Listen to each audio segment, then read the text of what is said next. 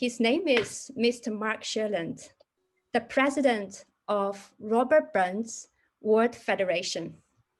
I'll tell you a story how I met Mark. Last year, we had a survey, our 2021 wish list, where a lot of people say, I ask people, what would you like to hear for the talks next year? A lot of people came up saying, we want to hear some inspiring people stories.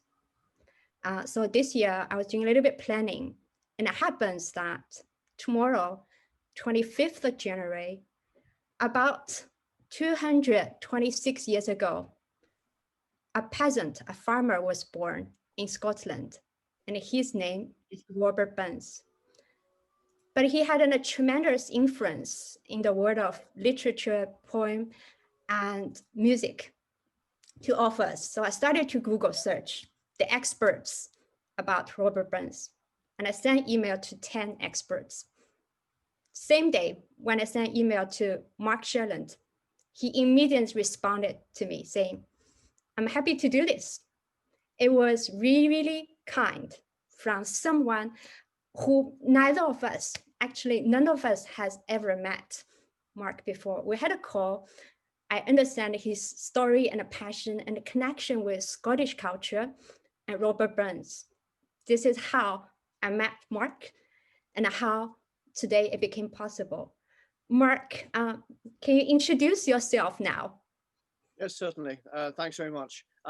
I'm Mark Sherland, as has been said, and I'm the president of the Robert Burns World Federation. Now, to become president, you have to go through a process of being senior vice president and junior vice president before that. So you have a wee kind of a bit of experience learning the job before you become the president, and you only get to be president for 1 year. But I've been involved in the Burns movement for 5 years, though I've always been a Burnsian since I was a child. But becoming part of a club didn't happen until 5 years ago. And just to say that really happened quite by chance. I'm a publisher, and I was publishing a friend of mine who writes in Scots. Now, Scots is a different language to that of England. We have a whole different set of words and understandings of words that don't apply to straight English. And he said to me that he wrote in Scots, and I looked at his work and I thought it's worth publishing, so I published him. And he said to me that he wasn't very good at selling his own book, and would I go with him to a club that he was a member of in Cumbernauld in Scotland? And I said, yes, of course I would. And it was a Burns club. So I went to the club, and I sold about a dozen books to the different members of the club. There were about 60 men in the club on that particular evening. We all sat down, we had a meal, we had entertainment that was created by the people themselves, and it was good fun. At the end of that, my friend Tony said to me, well, there are still a few people who haven't yet bought the book. Could you come to the next meeting? So I came to the next meeting, enjoyed the evening very much. And he said to me one last time, he said, look, there are still one or two people who aren't here. Could you come to the next meeting? And I said, well, okay. I came to the next meeting, and the structure of the club is that it has a president.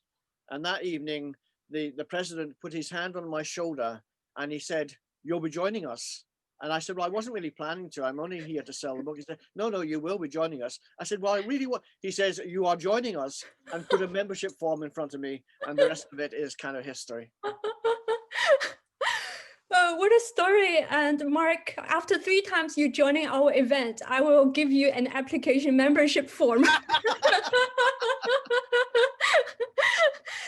So Mark, do you mind we have a little bit of interview, 5 minutes to Please. Know you a little?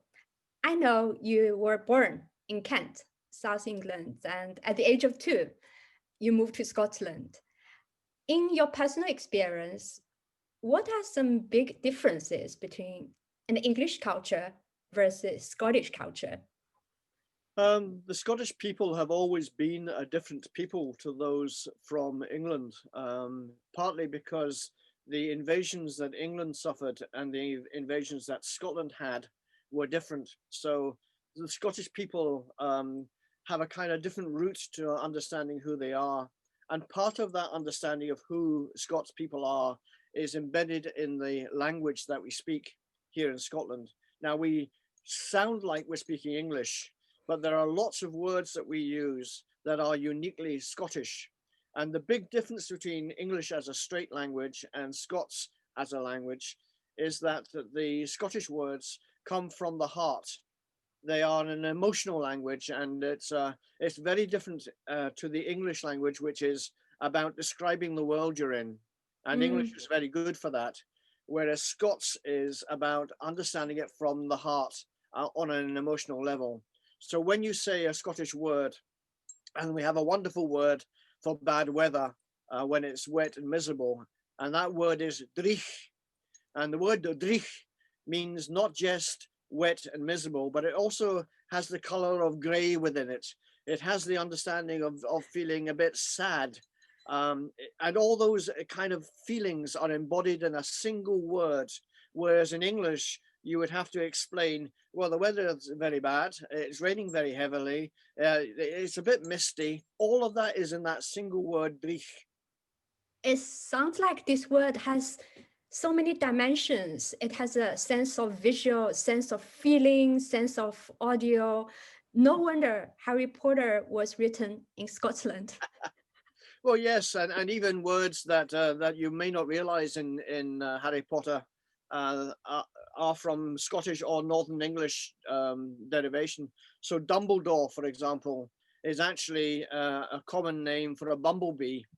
So if you say to somebody, "There's a wee Dumbledore," then you would know it was a bumblebee that was flying across the screen. So J.K. Rowling was very clever in the use of the language that she used for some of the characters and other and in other places. It is indeed the language for imagination. It's a single word which is so, it condenses so many different layers of feelings. Now going back to Robert Burns World Federation, some of us, like Paula in Boston, Joanna in London, and Michelle in Guatemala, we signed up for Burns Supper, the Federation organized yesterday. It turned out to be my personal biggest Zoom event I have ever been to. I think about 140 people, 130 showed up. It also has demonstrated the sense of equality and diversity because in that meeting, we met His Royalness Prince of Charles, who came to talk about Robert Burns, Burns Night, and the Burns Supper. We also heard a 15-year-old Scottish boy citing the works from Burns. So can you tell us a little bit more about this federation? What's its mission, impact of COVID last year? Yes, sure. The Federation has been around since 1885, and it was founded by a Londoner who was a member of a Burns Club. And several of them got together and they thought it would be a good idea for there to be a national and international organization to bring together all the Burns clubs across the world. And at one point, we were in contact with 1,500 plus Burns clubs across the world. That's now come down a bit for lots of reasons, but there are many, many Burns clubs. And the whole idea of the Burns Federation is about education. So it's an education from a Scottish point of view. So we're talking about understanding the life of Robert Burns, who he was, his poems, his letter writing, and his songs, and to try and also talk about the Scottish culture and the Scottish heritage, which is very different to that of England, and to try and get that out there through education means. So this, for example, would count as being an educative exercise on my part to spread the word about who Robert Burns was. Yeah, I'm so glad that my little email, you saw it, responded it, and we can make today possible. So everybody in the meeting, in the event today, if you got questions during the session, feel free to ask either by typing in the chat box or by choosing the right moment to ask personally. Before Mark goes on introducing Robert Burns and the Burns Night, I have two quiz questions about Scotland. One on the geography of Scotland, geography terms, and the other is the influence of Scottish culture to our human race. So the first question, can you see my slide? So the question, geographic sense. Scotland is part of 1, England, 2, Great Britain, 3, United Kingdom. Feel free to type your answer in the chat box. Okay. Okay. Oh, so a lot of people said 1 or 3. A few people said 2 and 3. I'm now going to play a YouTube video trying to, which tries to help us solve the mystery. Scotland is a part of UK, GB, or England? I will see if I can do this.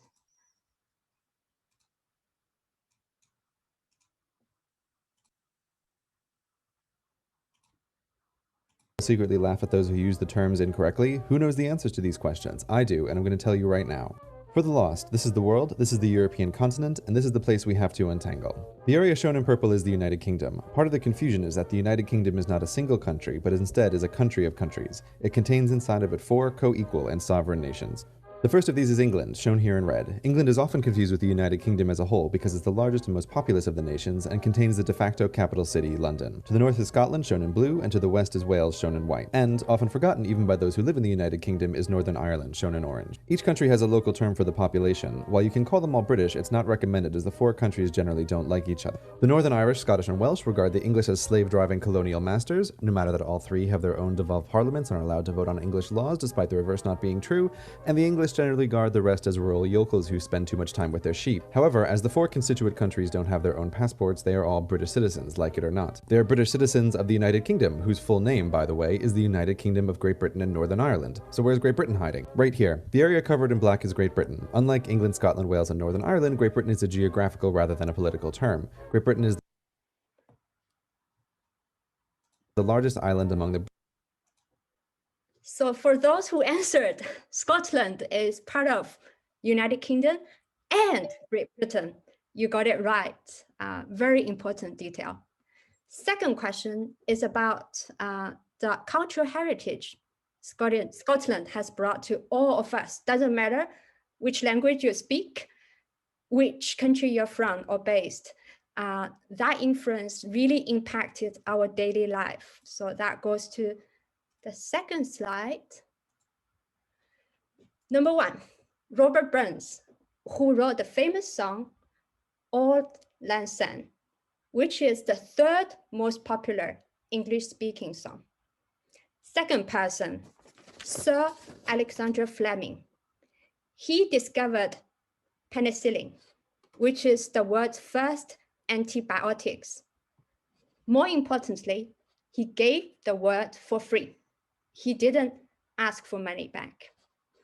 Third person, Adam Smith, who wrote the book, The Wealth of Nations, which laid the foundation for our modern free market economy theory. Whoever studied the invisible hands from our high school classroom, we need to thank Adam Smith. Fourth person, James Watt. He improved steam engine, and that laid the foundation for industry revolution for both Great Britain and the rest of the world. So this is the question. Can you rank these people based on their year, like based on chronicle order? Who was born first, second, third, and fourth? Just have a go. It can be 1, 2, 3, 4, 1, 4, 3, 2, 1, 2, 4, 3. Try in the type box.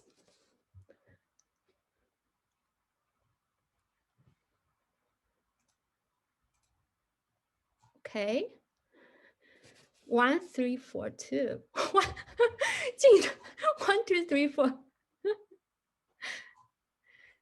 So thank you everybody for learning the numeric numbers for Sunday. So the answer is Adam Smith. He was born in 1723, the father of free market theory. 13 years later, James Watt was born, and he revolutionized steam engine. 26 years later, Robert Burns was born, and we will know and discover more about his life and his stories and his works from Mark today. Then in year 1881, 122 years later, Sir Alexander Fleming was born, and that's where we have to thank for our first antibiotics in the field of medicine. So this hopefully give you a rough picture of how Scottish influenced our world of literature, medicine, economy, and engineering. So these are two small quiz about Scotland. Over to you now, Mark. I hate to admit it, but I got one of those wrong. I thought Adam Smith was born before James Watt, or the other way around. I can't remember which, but I got it wrong anyway. So my apologies for that to all Scots people across the world. I did get the other two right, so that at least is something. Okay, now I'm going to share a screen and I'm going to show you some slides, and I'll talk over the top of them in terms of the talk I'm going to give. If at any point it gets too confusing or anything like that, just let me know and I'll pause and we can go back to discussing it properly. No, I just need to find the right one. Mm-hmm. That's the one. Great.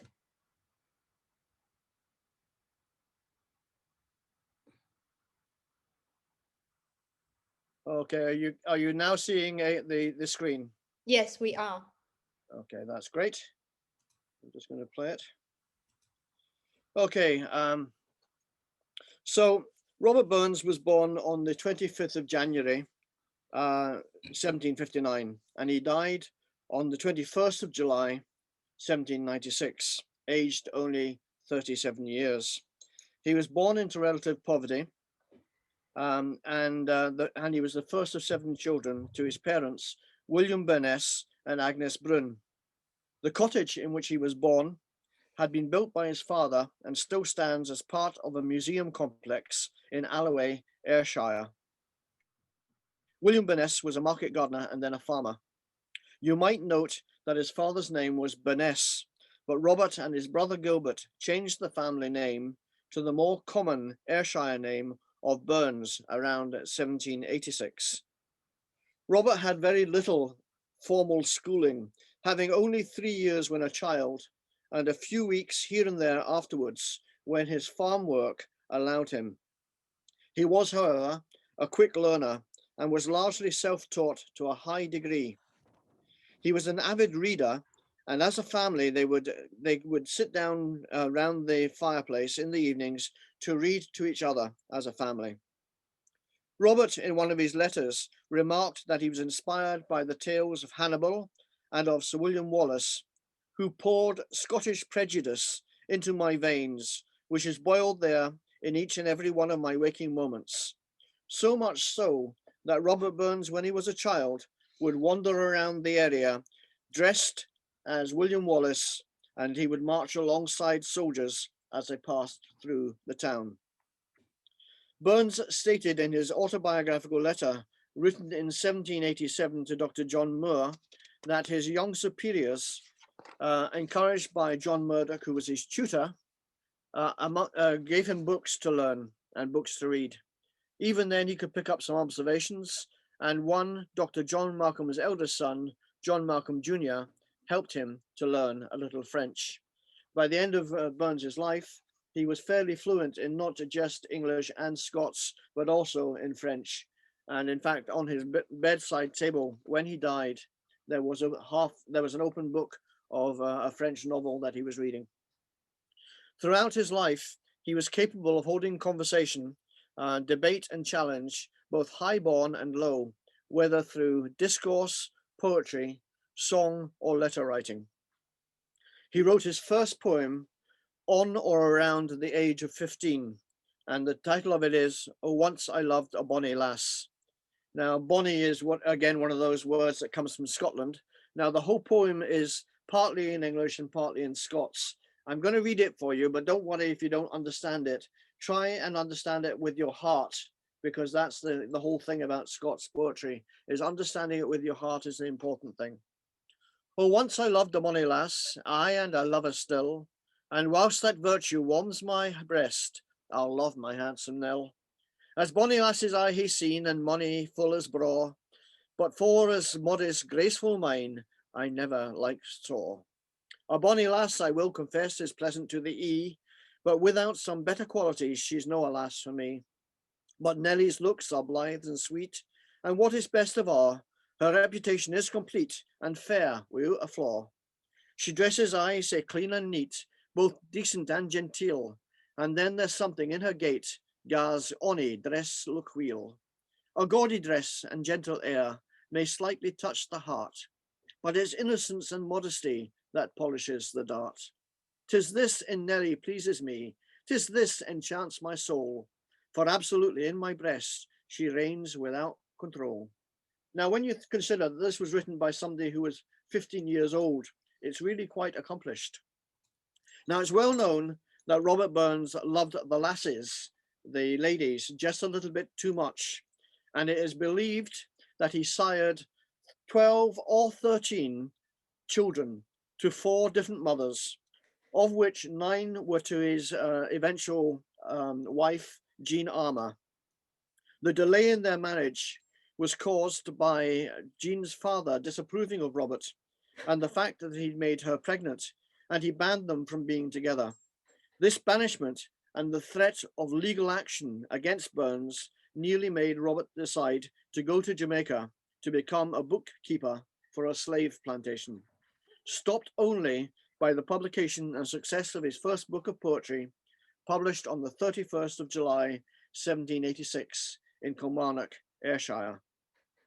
From the point of publication, Burns became something of a celebrity, being feted in Edinburgh by the gentry, the well-off people, for a time, and allowing him to tour Scotland and the borders of England before settling down as a farmer and then as an exciseman or a customs man in Dumfries. He finally formally married Jean Armour in 1788, by which time, impressed with his success, James Armour, her father, approved. Now, one of the things that you need to know about Robert Burns was that his health was not very good, probably ruined by the farm work and the poor nutrition of his upbringing. He talks in one letter about not having meat to eat on the table for the whole of the season and only having vegetables. He died on the 21st of July, 1796, and was buried with full military honours on the 25th of July, 4 days later, the same day as his wife Jean gave birth to their last son, Maxwell. So she wasn't able to attend the funeral. Now I'm going to show you another slide. And this is the image of Burns that everybody tends to know.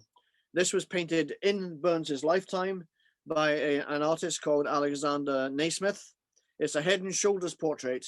And in the background, you can see a kind of castle to the left-hand side, which looks a wee bit like Edinburgh Castle. To the right-hand side, you have trees. There are several versions of this portrait, and another depiction of Burns standing full length, standing beside the bridge, all painted by Naismith. Mark, yes. Can we see is it possible to see the portrait? Because we can't see it. You can't see the image? Not for me. Oh, I don't understand that because it's on screen. Let me just No, not me either. Still got the first slide. We still have the first slide. Like all right, something's gone wrong then. Wait a second. Then what I'll do is I'll break out of it and I'll go on to that slide. Yeah. So there's always an issue with the. Oh, yeah. This is this. Right. So what I'll do is break it. Can you now see the image of Burns? Yes. Yeah. And is he within an oval frame? Yes. Okay, that's the Naismith portrait. I don't know what happened there because it should have moved straight onto the the next slide. We'll see if it works. Okay, there aren't that many slides anyway. So as I say, this is Naismith. This is the famous portrait that you tend to see of Burns everywhere, really. Now, Naismith image has been adapted and developed in the 250 years and in a whole variety of ways. And if you imagine that profile, I've used it, for example, in the logo that I designed for the Robert Burns World Federation a couple of years ago. The image is very recognizable, probably one of the most recognizable images of all images in the world, actually. And I'm going to show you a modern version of that kind of image. Can you see that now? Not really. The slide isn't.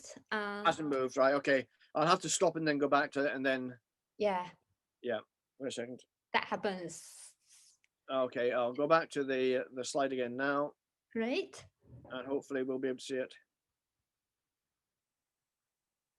Okay.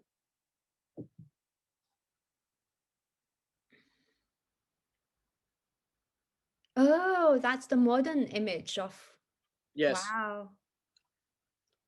Now we're going back to the previous one. Okay, I'm just gonna do it in a slightly different way. I think that's going to be a lot easier. Right, so let's get that one up, and we'll do the share image. Yeah, this is the if we are hosting, if anyone who hosts an online experience, we know the problem of tech. Yes, well that's it. I mean, it's working perfectly on my screen, which doesn't help you at all whatsoever. Okay, so this is. Can you see the image now? And yes, portrait. And that top. What I'll try and do. Right, can you? That's the modern image there of Burns. And then I did a screen check to see if I typed in images of Robert Burns, what came up. Now, can you see on the screen there? There's a whole panel of images of Burns. That's the other Naismith one, the one there on the top left corner. You see a standing figure of Burns, and then these are all the other images of Burns that have been made over time.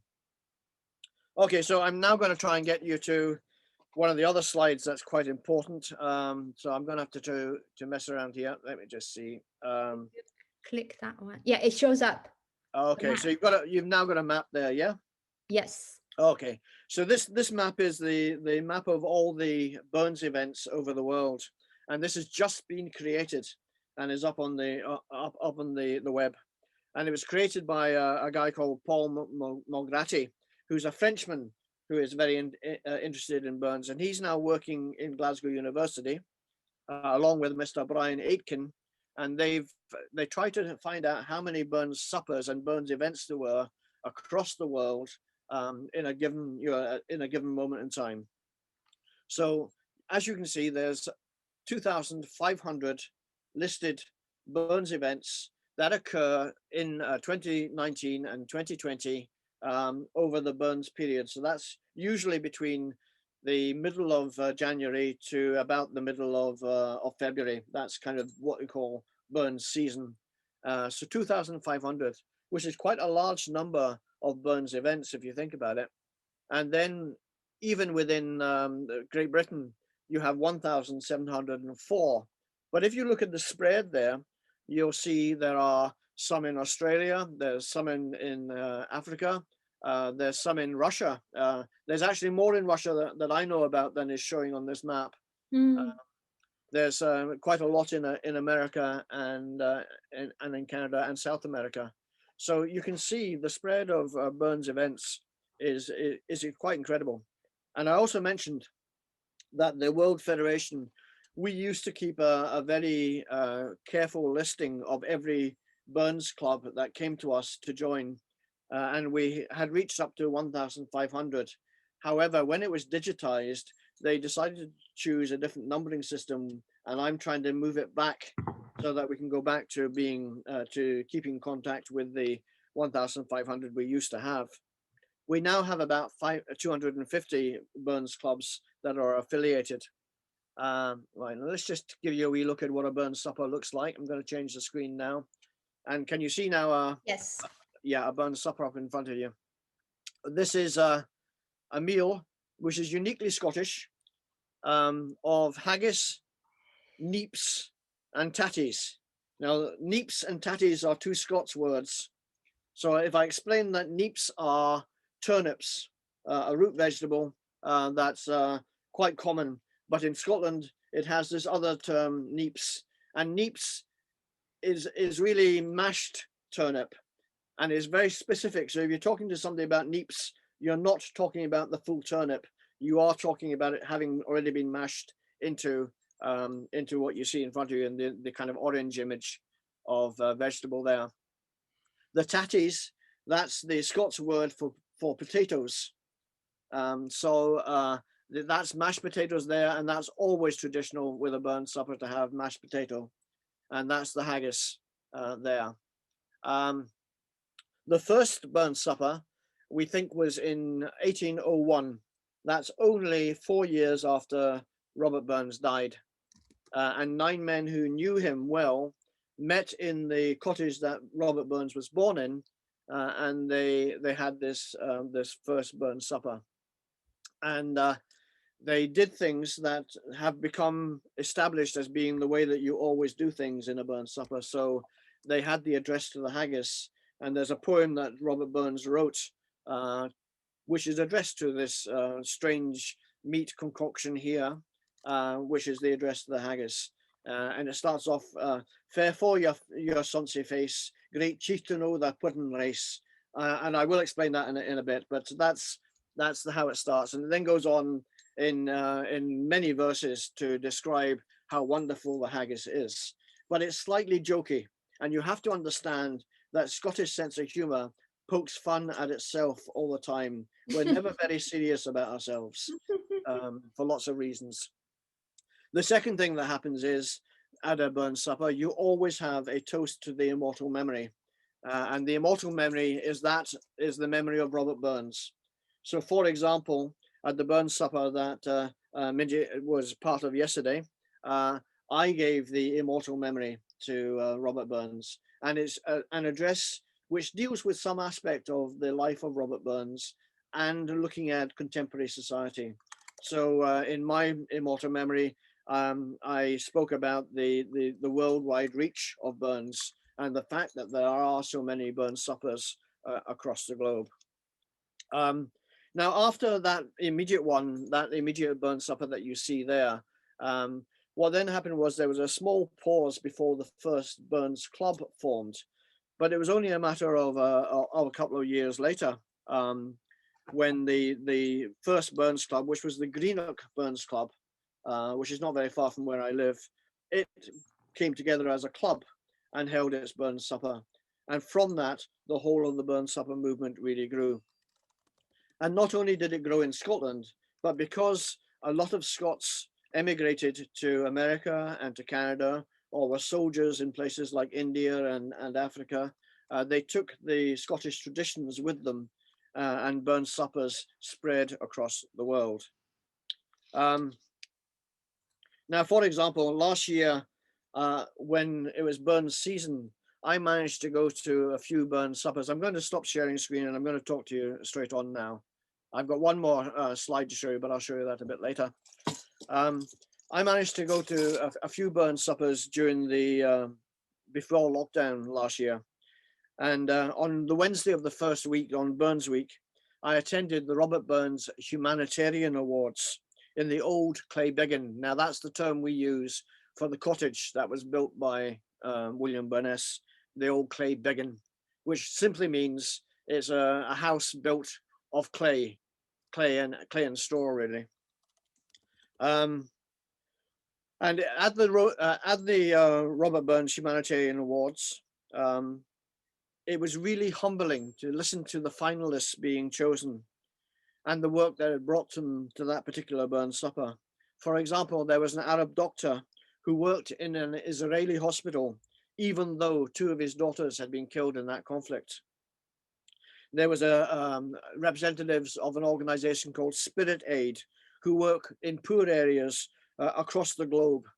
And the winning entry was were people from an organization called Social Bite. And they try to turn around the lives of people who are homeless or drug users. So they won the award last year. And I don't know who's winning the award, which will be presented tomorrow. but the humanitarian awards are on tomorrow. So that was the first burn supper I went to. The second one I went to was a really posh event in a place called Oranmore in Glasgow, run by the Royalty Burns Club. And Oranmore is a converted church, and it has wonderful paintings in it. Some of the paintings are by a Scottish artist called Alistair Gray, and some are by a Scottish artist called Nicholas Whitley. And Nicholas Whitley has painted a whole series of 10 paintings based on a poem by Robert Burns called Tam O'Shanter. And as we were having our dinner, so these wonderful paintings all around the room were looking down on me. But that wasn't the best Burns supper that I went to last year. The best one was in a primary school in Glasgow, in Castlemilk in Glasgow. Now, if you know Glasgow, you know Castlemilk is a very poor area of Glasgow. It has a lot of social problems and difficulties. And it was in the St. John the Paul II primary school. And I attended there with the president of the Bridgeton Burns Club, as I'm a director of Bridgeton, Ian Gordon. And he handed out medals to pupils who had participated in their Bridgeton Schools competition. And their Burns event was run by the pupils themselves. It was the most glorious multi-ethnic mashup of a supper. It was attended by parents and their children, and the children were serving the food. It was obvious that English was not their first language, but was a second language. The joy and the fun of that evening impressed me really deeply. Poetry, song, and good food. The only problem that there was that instead of ushkabe, which is a term we use for whiskey, it means the water of life, ushkabe in Gaelic. It was replaced by a Scottish drink called Iron Brew, which for those of you who don't know is a kind of aerated mineral water, which is uniquely Scottish. So that replaced the whiskey, which is a bit sad. So I'll maybe pause there and let you maybe pose a few questions, and I'll then go on to the World Federation itself and explain a wee bit about that. Yeah, it's quite touching to hear all these different Burns suppers you went, and the last one organized by the pupils when the children were serving food and drinks. Even it's not whiskey per se, sounds just so lovely, so sweet. There are some questions in the chat box. One is from Mike. Mike, do you want to ask that question about turnip? You need to unmute yourself, Mike. That was a long time ago. It's just when you were talking about turnips, seem to remember that in Scotland, you're allowed to steal a turnip from farmers' land so long as you cook and eat the turnip in the field itself. Is that still the case? I would think that's a bit of a tall tale, but having said that, knowing Scottish farmers, I wouldn't be stealing their turnips. They would come chasing you.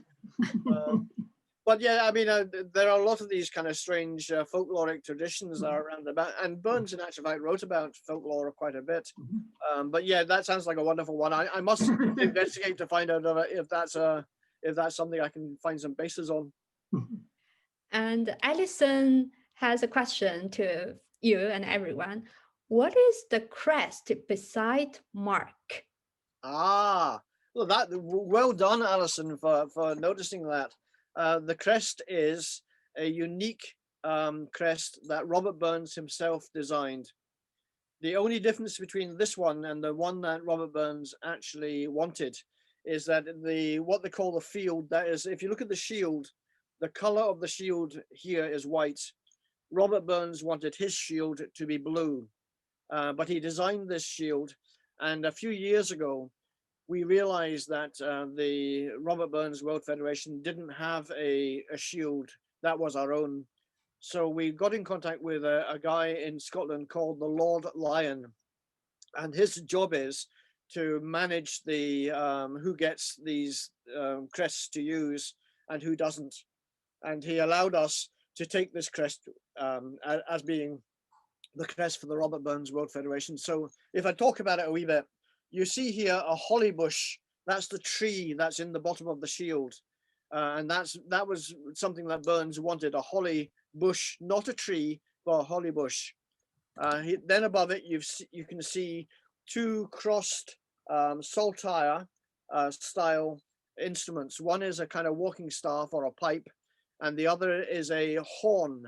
And it was a kind of a shepherd's horn.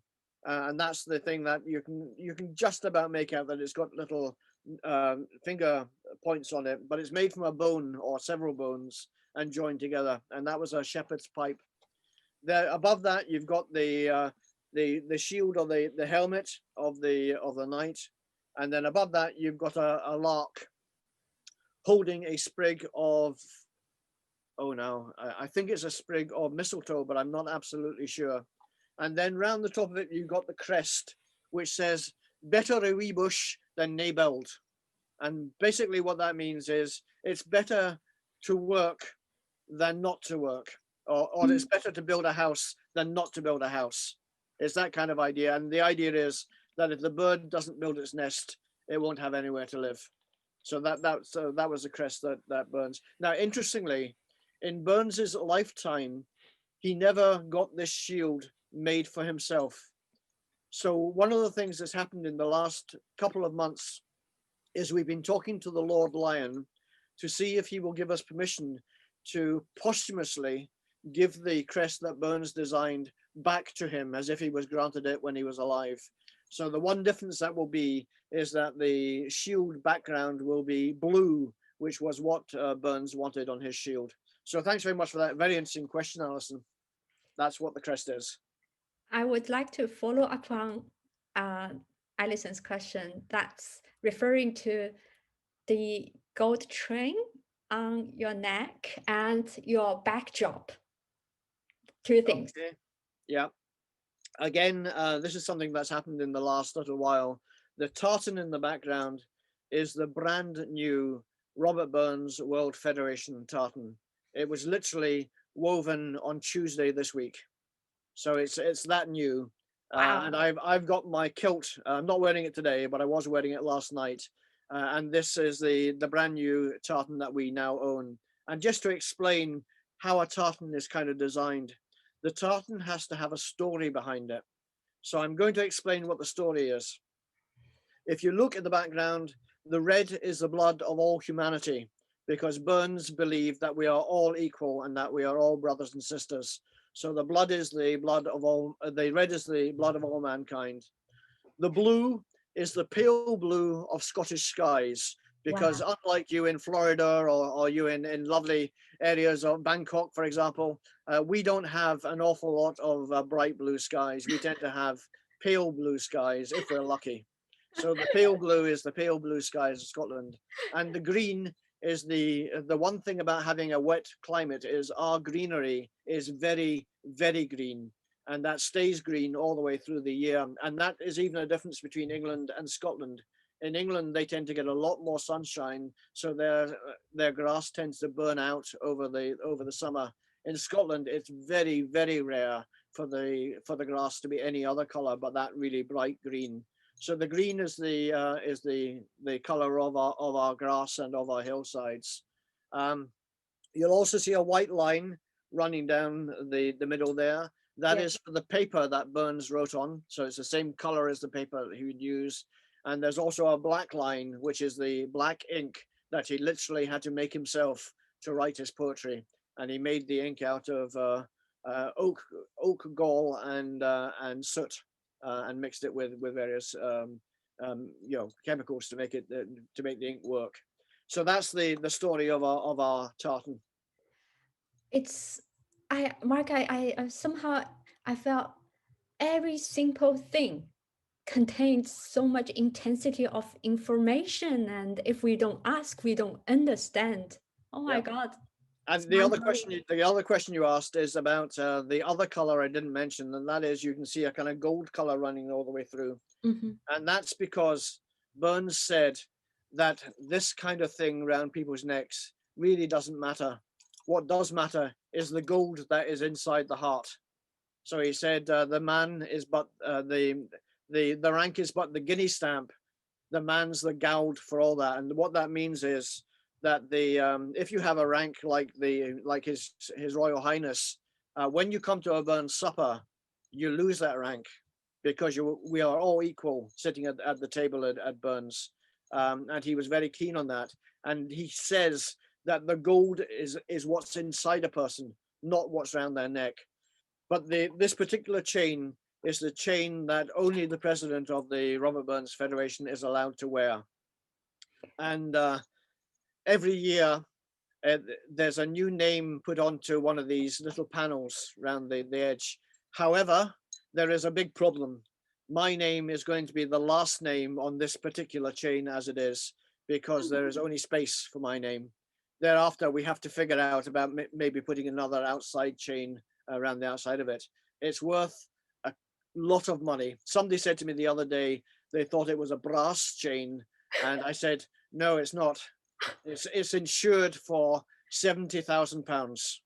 Wow, it's heavy. Must be heavy to hang on. It's quite heavy. Certainly when you've been sitting with it on around your neck for an hour or so.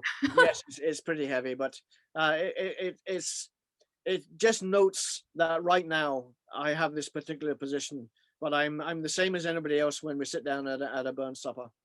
Well, with privilege comes responsibility. With that golden train, you obviously have to take a lot of responsibility in promoting the federation. I love everything you said, the message. My last question is, from the first Burns supper in 1801 till today, 2021, 220 years has passed. In keeping heritage, what do you think is the biggest challenge in keeping the heritage?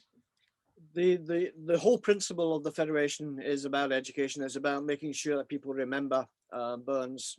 And that's the biggest problem, is collective memory.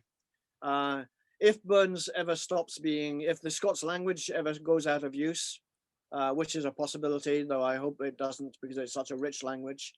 If people forget who Robert Burns was, and forget how important he was in terms of what he said, he spoke out for ordinary people. He spoke out for nature. When he turned over the nest of a mouse by accident with his plow, he wrote a whole poem about how sad he was that he had done that, and that he wished the mouse well for all that he had done that. He spoke out about equality in a time when the society was very unequal. So, for example, in an election, the whole of Robert Burns's life, he could not vote. He did not have the vote. But people who were richer than him or better placed than him could vote. But for the whole of his life, he couldn't vote. Women couldn't vote, and he spoke very clearly that he didn't think that was right. That he felt that we were all equal and should all have our own opinions. At the same time, he had to be very careful. Because of his station in life, because he was a farmer's son, he had to be careful about his political opinions, because people were still being transported to Australia, to New Zealand, to Tasmania. People were even being imprisoned and even executed. So he had to be very careful about his opinions becoming too outrageous for the time in which he lived. So, for example, although I genuinely believe he would have been against slavery, he never actually spoke out against it. He did write a poem called The Slave's Lament, which is a beautiful little poem. But because of who he was, he could have ended up being executed or imprisoned if he actually said it was against humanity. Though I genuinely believe he really did believe it was against humanity. Wow. So, thank you, Mark. What an extraordinary talk. Do you want to go over the last slide? Or? Yeah, sure. I've kind of talked about it a wee bit, but I'll just let you see it. Yeah. This is so good and so emotional. Yes, so good. Yeah, so the mission of the Robert Burns World Federation is to educate, celebrate, and promote the life of Robert Burns and Scotland's heritage, language, and culture. we are the first place to come if you want to find out about Robert Burns and Scottish culture. And we try to think about ways in which we can make the message get out there to the public as much as we possibly can. That's part of the reason why I'm sitting here. I mean, I'm thoroughly enjoying it, and I really enjoy learning all the time. But it's also part of my job as the president to try and make sure that the world, the wider world, knows more about Burns. Yeah. One of the things you played the Red Rose at the very beginning of this particular session, and one of the things that might be interesting to your members is that Bob Dylan, who I'm sure many of you will have heard of as a folk singer and as a pop singer, he values the song "The Red Rose" as being the most important song to him in respect of love poetry. Abraham Lincoln carried a copy of Robert Burns with him everywhere he went. And the abolitionist and former slave Frederick Douglass also recited Burns and used quotes from Burns all the way through his life. So, you know, Burns is still relevant and still very, very important to people throughout the world. And I think that's one of the things we always want to remember. For Robert Burns' words, I have a final slide. I wonder if I can run through with you.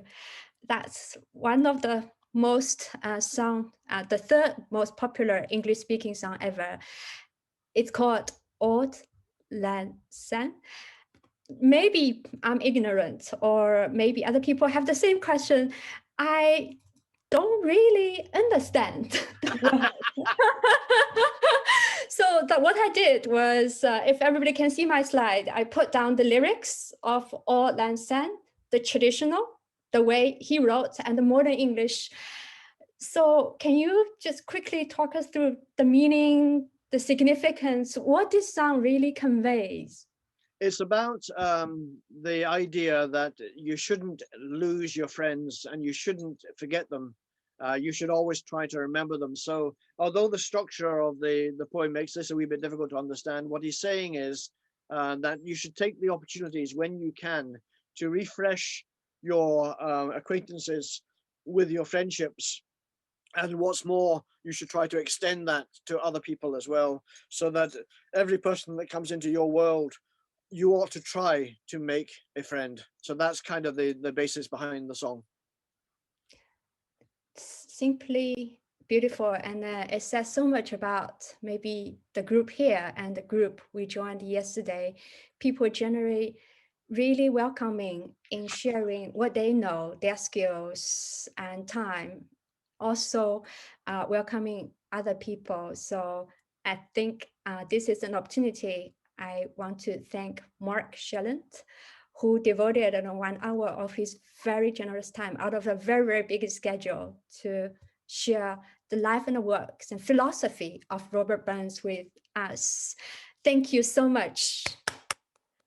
It's a beautiful, beautiful talk. I also want to invite Ploy to maybe share with us the schedule for next week. Ploy, I try to find where you are. Yeah, I am here. Do you see me? Yes. Next week is gonna be world's comfort food. And when we think about comfort food, what type of comfort food we all have in common around the world? If you check our newsletter, you probably know the answer is instant noodles. So we are gonna go over the history of the instant noodles and touch base on different flavors of the instant noodles around the world. When I came up with this idea was when I went shopping, grocery shopping, and then when I found that people grab a lot of instant noodles for a particular flavor, particular brands, and I'm like, oh, you know, like each culture, each country has their own flavors, their own preferences. So next week, we are gonna talk about that. And I know we all are from all over the world. So if you have any favorite instant noodles, any flavors that you like, please feel free to have it on your phone. You know, you can Google your flavors, or if you have it at home, I would love you all to share your you know, brand or your packages as well.